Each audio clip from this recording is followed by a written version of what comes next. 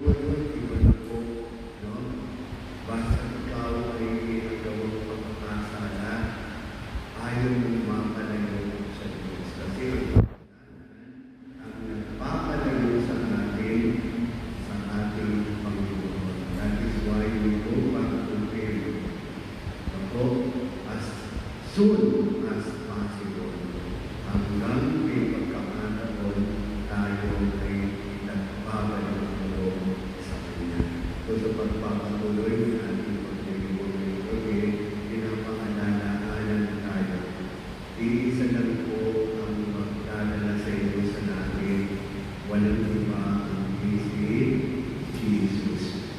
Hindi po si Father Terry, hindi po si Father Mike, hindi po si Father Manny, hindi po si Father Albert at magdadala sa inyo sa namin. Si Jesus lang. Pangalawa po, mga kapatid, doon tayo